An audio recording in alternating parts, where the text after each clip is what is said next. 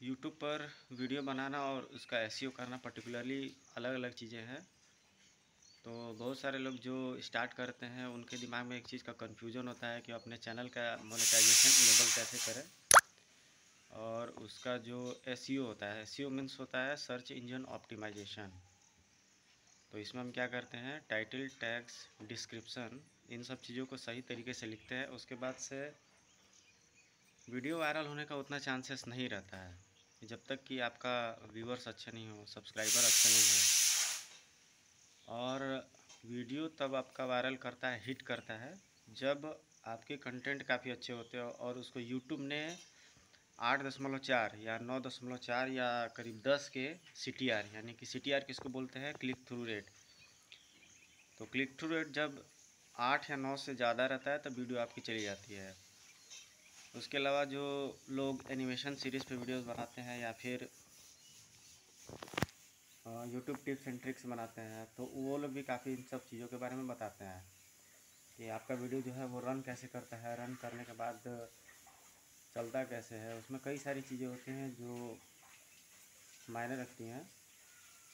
जब वीडियो आपका अपलोड होता है तो लगभग 7 से 8 या 10 लोगों के पास यूट्यूब आपका रिकमेंडेशन भेजता है और उसको रिकमेंड करता है। उसमें अगर 4 या 5 लोग क्लिक करते हैं तो वीडियो आपकी ऊपर की ओर बढ़ाई जाती है। अभी के टाइम में इंस्टाग्राम पे आप रील्स बना सकते हैं, उसका लगभग 1000 से 1500 रुपये होता है स्पॉन्सरशिप। और अपलोड जब आप करते हैं आपको कहीं से कांटेक्ट मिल जाता है, फिर स्पॉन्सरशिप मिल जाता है, तो लगभग 1500 से 1100 तक आपको उस पर स्पॉन्सरशिप दिया जाता है। इसके अलावा फेसबुक पर आप कर सकते हैं। सबसे ज़्यादा तेज़ी से जो सोशल मीडिया पर जो ऐप्स है जो इकोनॉमिकली आपको बेनिफिट दे सकता है वो है इंस्टाग्राम है, उसके बाद से यूट्यूब। यूट्यूब में जो है कि करीब कुछ समय का स्ट्रगल लगता है। इसमें 4000 घंटा और 1000 सब्सक्राइबर का वॉच टाइम होना चाहिए और उसके बाद से लगातार आपको अच्छे कंटेंट इसमें देना पड़ता है। बहुत जल्दी आप इसमें अगर पेशेंस अगर लूज़ करेंगे तो इसमें आप कुछ भी क्रिएट नहीं करेंगे। तो टू बी वेरी फ्रैंकली, और इसमें आपको अच्छे अच्छे कंटेंट देने पड़ते हैं और रेगुलर ये सोचना पड़ता है कि मैं नित क्या दे सकता हूँ। और बहुत सारे जो पुराने जो यूट्यूबर्स हैं जिन्होंने पुराना अपना चैनल को स्टार्ट किया था 2015 या 16 में, तो उस समय जो है कि कंपटीशन काफ़ी लो था। अभी के टाइम में कंपटीशन काफ़ी ज़्यादा हाई है। तो अभी के डेट में तो सभी लोग जो हैं वो यूट्यूब पर वीडियोस बना रहे हैं और वीडियो बनाने का काम अपलोड करते हैं। इसमें जो पुराना जो है कैंडिडेट जिनका फेस वैल्यू है इंटरनेट पर, वो लोग कुछ आगे निकल चुके हैं। और पहले के टाइम में मोनेटाइजेशन प्रोसेस इतना डिफ़िकल्ट नहीं था जितना कि अभी अभी के टाइम में हो गया है। कुछ लोग पेड मोनेटाइजेशन सर्विस का भी काम करते हैं, जैसे 7 या 8 हज़ार लेकर के आपके सब्सक्राइबर और वॉच टाइम को गेन करा देते हैं। उसके बाद से आपको मोनेटाइजेशन के लिए इनेबल कर देते हैं, लेकिन वो स्थायी तरीका नहीं है क्योंकि इसमें बहुत सारी ऐसी चीज़ें होती हैं जो आपको सीखनी होती है। बदलते ट्रेंड के मुताबिक टॉपिक्स आपको सेलेक्ट करने होते हैं और जो ट्रेंडिंग टॉपिक्स है वो आपको सेलेक्ट करके इसमें अपलोड करने होते हैं और पब्लिश करने होते हैं। इसमें बहुत सारी चीज़ें इसमें मायने रखती हैं। अगर कोई एक नया यूट्यूबर है और इसके प्रयास से हालत है तो मैं ये सब सारी चीज़ें उसके लिए टिप्स एंड ट्रिक्स बना रहा हूँ। और इस पर आप कुछ इन्वेस्टमेंट भी कर सकते हैं। जो गूगल एड्स जो होता है उस पर आप कुछ इन्वेस्टमेंट भी कर सकते हैं, तो उससे आपका तेज़ी से चैनल और ग्रो करता है। लगभग 7 से 8 हज़ार या 10 हज़ार के आसपास आप गूगल एड्स में इन्वेस्टमेंट करते हो तो फिर चैनल आपका अच्छे तरीके से रैंक करता है।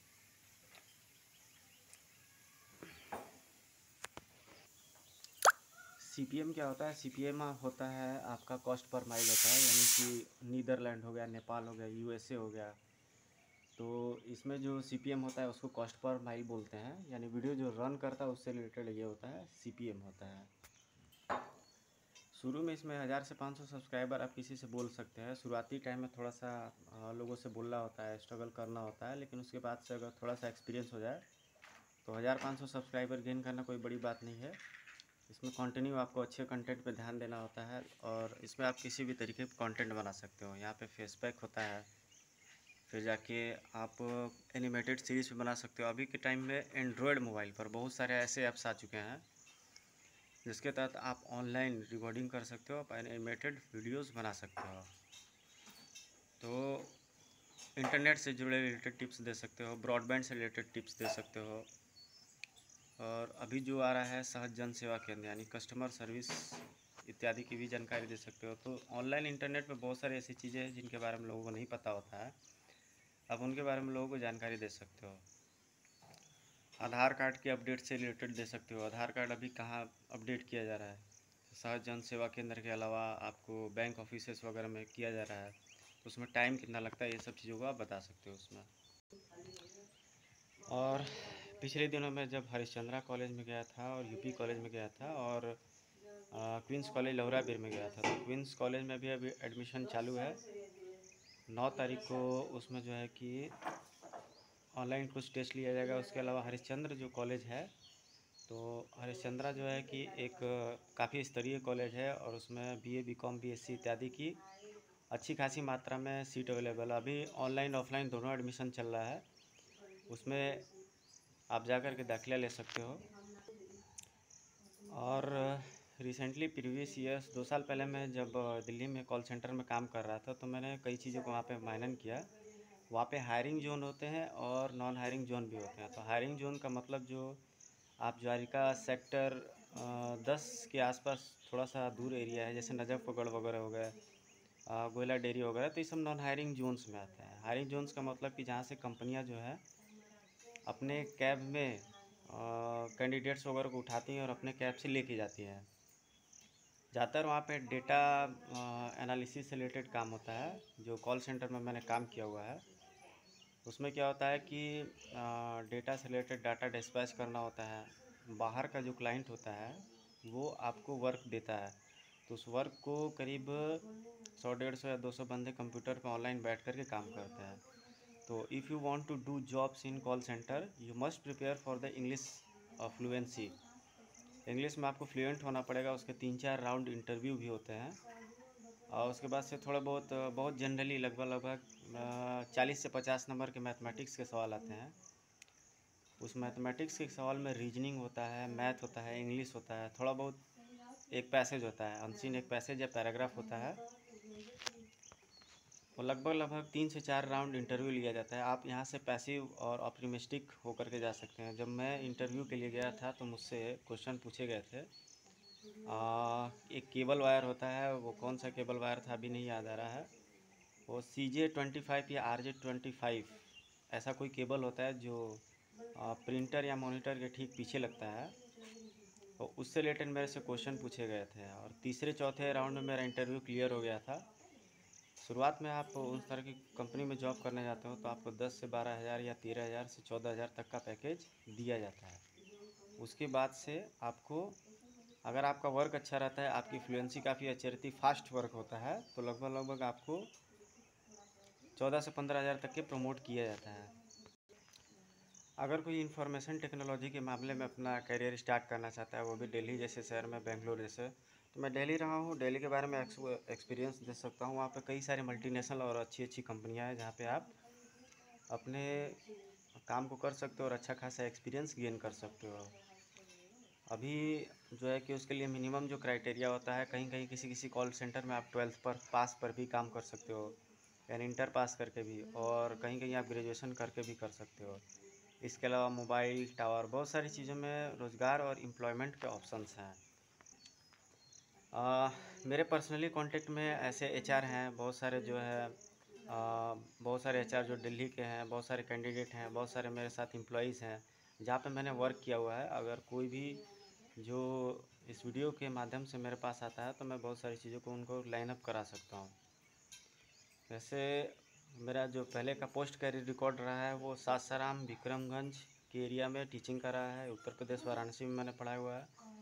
तो इन सब जोन्स में मैं आपको सपोर्ट करा सकता हूँ if you want to do jobs in teaching.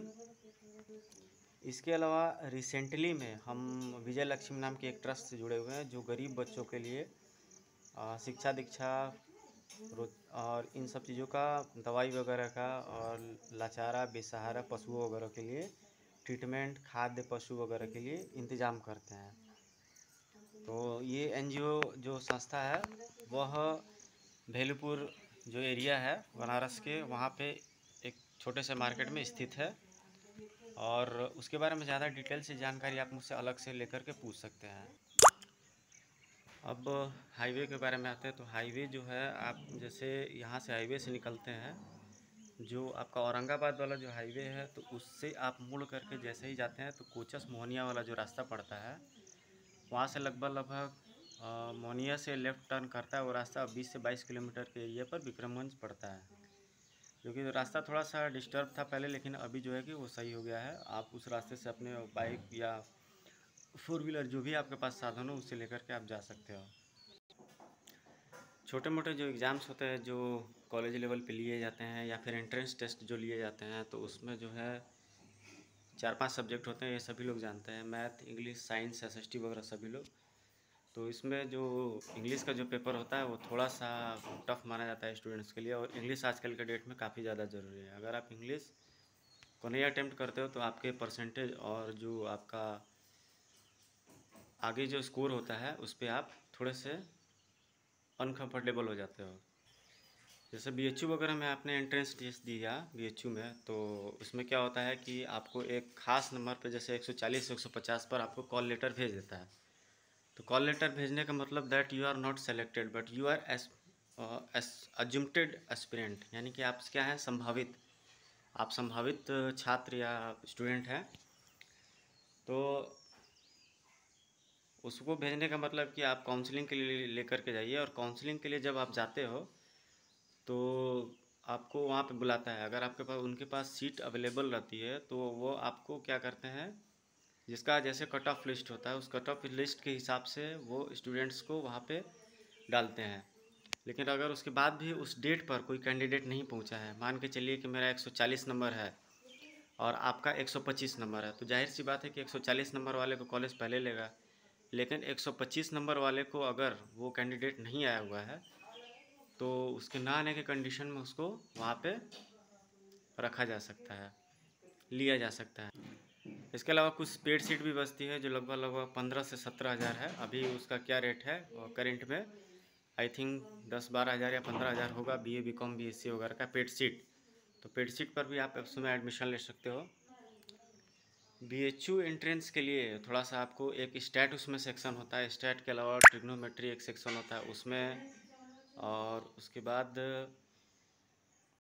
GK GS ये सब चीज़ें होती हैं। तो थोड़ा उसमें आपको स्तरीय रूप से तैयारी करना होता है। बीकॉम वगैरह के लिए आप अगर जा रहे हो तो उसमें अर्थशास्त्र, इकोनॉमिक्स, बिजनेस स्टडीज़ से रिलेटेड कुछ स्तरीय सवाल उसमें आते हैं एंट्रेंस टेस्ट में, जो कि मैंने पहले के वीडियोज़ में अपलोड किया हुआ है। मेरा एक वीडियो है साइंस एजुकेशन या कॉमर्स नाम से, तो उसमें आप सर्च करके देख सकते हो कि मैंने बीकॉम जो एंट्रेंस आता है उसमें किस तरह के क्वेश्चन आते हैं, मैंने उसको अपलोड किया हुआ है।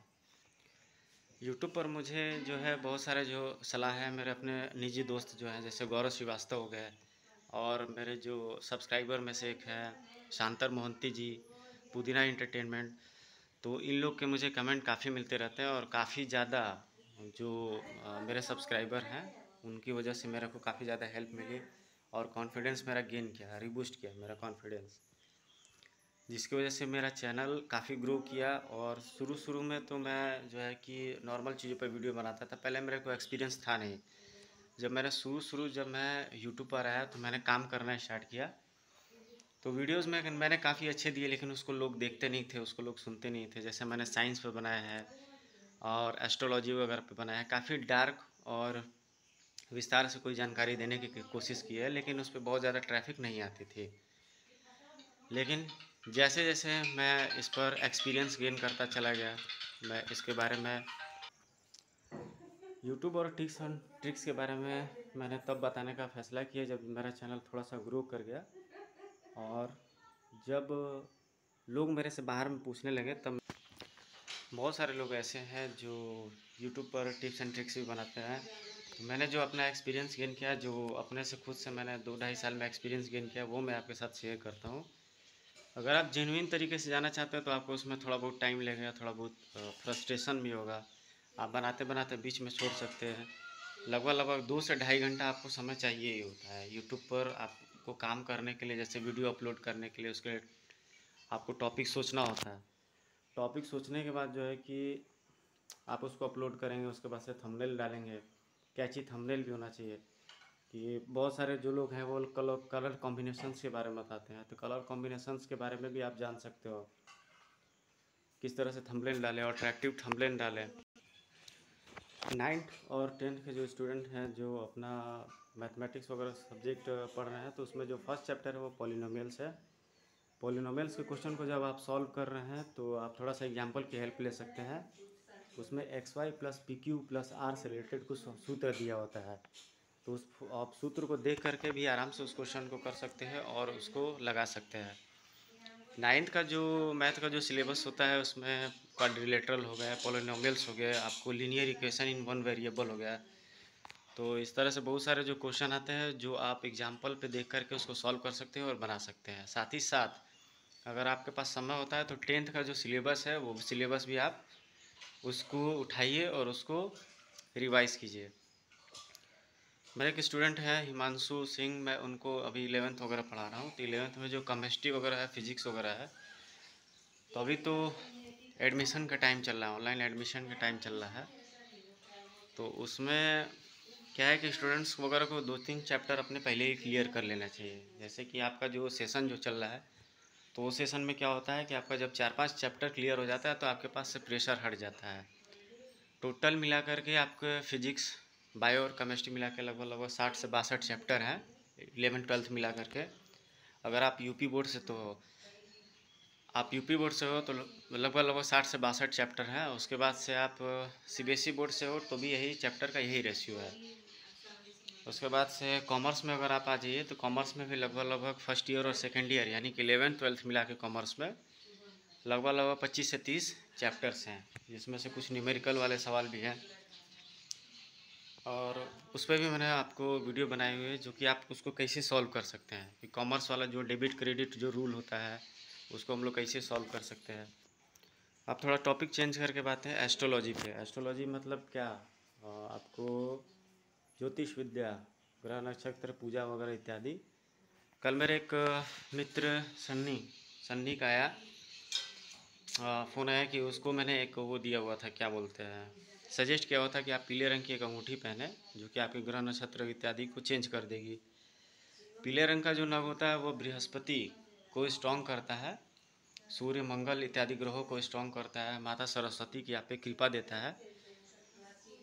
तो वो नग खोया तो नग एक तरह से ठीक ठाक ही संकेत है, ताकि उनके जो विपत्तियां हैं, जो मुसीबत है, उनको वो क्या करता है, वो काफ़ी रिड्यूस करता है, वो काफ़ी कम करता है नग। अगर वो खो गया तो कोई बात नहीं, अफसोस करने जैसी कोई बात नहीं होनी चाहिए, और वो आपको अच्छा ही शुभ ही परिणाम देता है। तो बहुत ज़्यादा हो सके तो आज के डे टू डे लाइफ में सभी लोग काम करते हैं, जैसे उनके पास टाइम नहीं रहता, तो 2 मिनट के लिए भी अपना पूजा पाठ और ध्यान और मेडिटेशन को कर सकते हैं। इसमें आप जिन चीज़ों को करते हैं उन्हीं चीज़ों को फॉलो करते रहें। मैं तो जब करता हूँ तो मैं आसन वासन लगा करता हूँ। मैं आपको दिखाता हूँ कि मैं किन चीज़ों का यूज़ करता हूँ।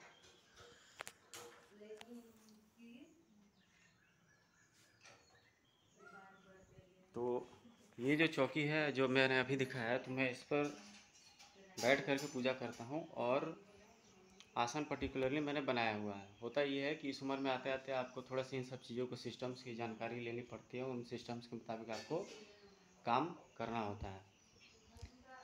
तो बहुत सारी चीज़ें होती हैं पूजा पाठ में। आप सात्विक पूजा करते हो कि तांत्रिक मांत्रिक किस प्रकार की पूजा करते हो।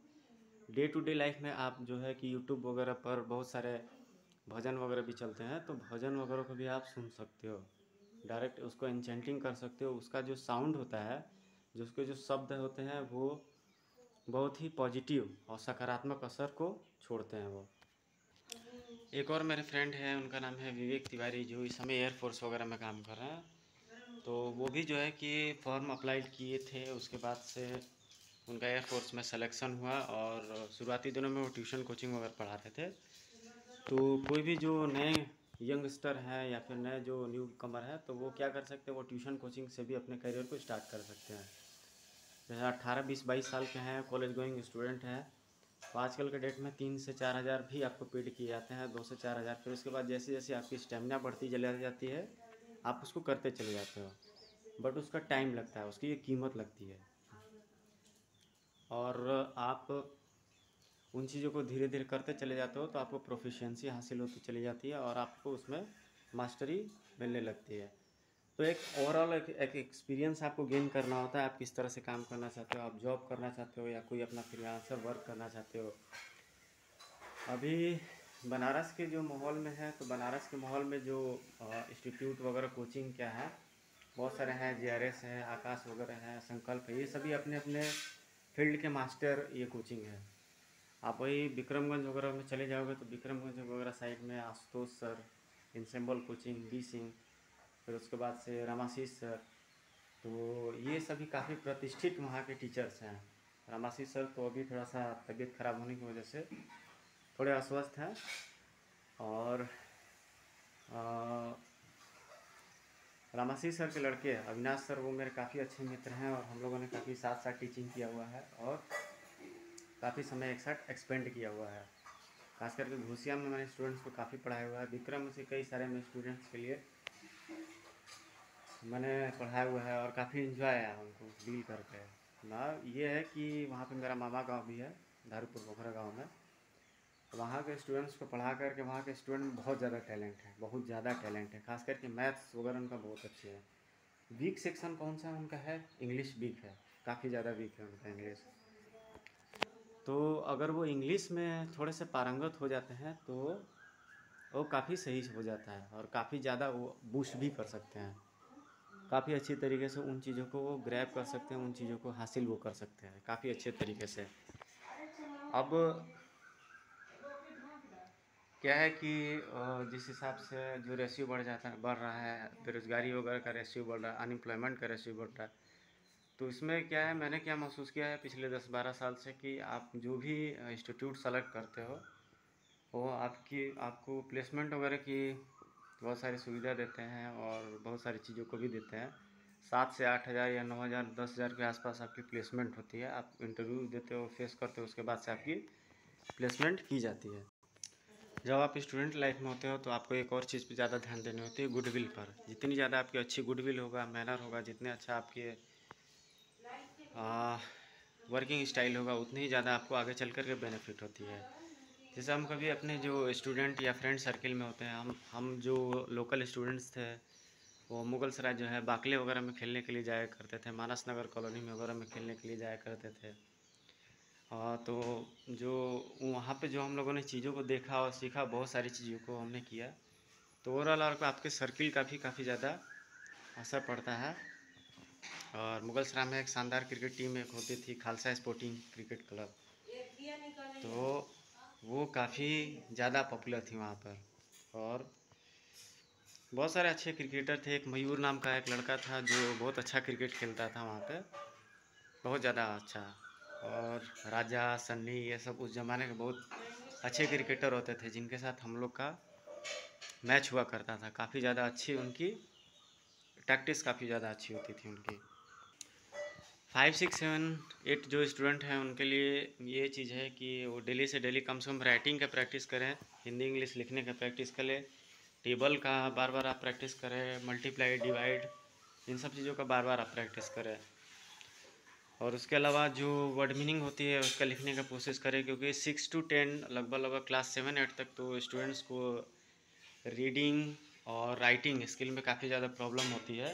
मैथ्स वैसे ही थोड़ा बहुत उनको प्रॉब्लम होती है, तो बार बार इसको प्रैक्टिस करने से आप एग्जाम्पल को सॉल्व कर सकते हैं। मैंने कई सारे वीडियो अपलोड किए हुए हैं जो इंटीजर्स पे हैं, पोलिनोमियल्स पे हैं और ट्रायंगुलर सेक्शन पे है, मेंसुरेशन वगैरह पे, आप उसको दे सकते हो प्लेलिस्ट में। इसके अलावा मैंने शॉर्ट्स भी काफ़ी ज़्यादा बनाए हुए हैं उस पर भी मैंने काफ़ी चीज़ों को बताया हुआ है।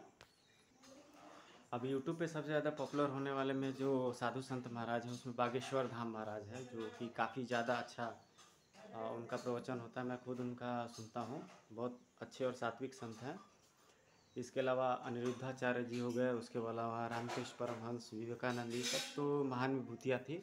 तो खाली समय में अगर आपको चरित्र निर्माण करना है तो इन सब चीज़ों के बारे में सीखना होगा और समझना होगा कि हमारा चरित्र किस हिसाब से बनता है और किन हिसाब से इन चीज़ों को ढाला जाता है। एक मनुष्य के जीवन निर्माण में चरित्र निर्माण की भूमिका बहुत ज़्यादा महत्वपूर्ण रखती है। बहुत लोग पढ़ लिख करके भी ज्ञान को प्राप्त नहीं किया, बहुत सारे लोग बिना पढ़े ज्ञान की चरम अवस्था तक पहुँचे। तो इसमें कहा जा सकता है उनका डिवोशन। संसार में कष्ट सभी के पास है, लेकिन उसको झेलने की और उसको बर्दाश्त करने की तपिश होनी चाहिए। बहुत जल्दी ज़िंदगी में हार नहीं मानना चाहिए और प्रयास करते रहना चाहिए अपने लक्ष्य की तरफ। किंतु परंतु ये सब चीज़ें ऐसी शब्द हैं जो थोड़ा सा मानसिक स्तर को विचलित करती हैं, लेकिन अपने मानसिक स्तर को विचलित न होकर के जो कार्य है, कार्य सिद्धि हेतु उपागम करने चाहिए, अर्थात कार्य करने चाहिए। अभी जो टीचर शिक्षक पात्रता जो परीक्षा होने वाली है, तो उसमें जो है कई सारे क्वेश्चन जो आएंगे बाल विकास और पेडागोजी से रिलेटेड आएंगे। उसमें चाइल्ड साइकोलॉजी पर भी क्वेश्चन काफ़ी आते हैं, बच्चों के मनोविज्ञान को समझने के लिए पियाजे वगैरह का समीकरण हो गया, और बहुत सारे जो हैं उनके परिभाषाएं इत्यादि हैं। फिर जाके पर्यावरण पोल्यूशन से रिलेटेड क्वेश्चन आ सकते हैं आपको। तो इन सब चीज़ों को अगर आप पढ़ करके जाएंगे तो काफ़ी ज़्यादा आपको मदद मिलेगी। उसके अलावा हिंदी ग्रामर में आपको संधि विच्छेद, पर्यायवाची शब्द, इन सब चीज़ों की भी काफ़ी ज़्यादा आपको डिमांड रहती है, उसमें वैल्यू रहती है उसमें। और बहुत सारी चीज़ें ऐसी हैं जो उसमें क्वेश्चन में पूछी जाती हैं, आप उसको नेट पर भी देख सकते हो या फिर किसी अच्छे टीचर या कोचिंग के मार्गदर्शन में भी उनको प्रिपेयर कर सकते हैं आप। हमारे संपर्क में ऐसे 2-3 कॉलेज हैं जो कि ऑनलाइन जो ओपन स्कूलिंग कराते हैं और 10th-12th करने की इजीली सुविधा देते हैं। जैसे आप अगर आपने कहीं एग्ज़ाम दिया हो, आप फेल हो पास हो, आपका ईयर बचाने से रिलेटेड, साल बचाने से रिलेटेड भी काम को करते हैं। तो आप हमारे संपर्क में आते हैं तो यही बनारस में ही कई सारे स्कूल और कॉलेज हैं जहाँ से हम इन चीज़ों को कराते हैं। इसके अलावा टीसी, ट्रांसफ़र सर्टिफिकेट इत्यादि भी आपको हम अवेलेबल कराते हैं। एग्जामिनेशन वगैरह भी आप दे सकते हो, वहाँ से भी हम आपको क्लियर करवाते हैं। और बहुत सारी ऐसी चीज़ें हैं। और कॉलेज यूनिवर्सिटी से भी आप रिलेटेड हम हो सकते हो, अच्छे अच्छे कॉलेज से। ओपन स्कूलिंग की भी हमारे यहाँ व्यवस्था है। मैं यहाँ पे बाबतपुर में एक क्लास था, वो यहाँ पे मैं कंपटीशन पढ़ा रहा था, तो बहुत सारे स्टूडेंट को मैंने फील किया पढ़ाने के दौरान कि जीएस, रीजनिंग और इंग्लिश थोड़ी सी उनकी वीक है।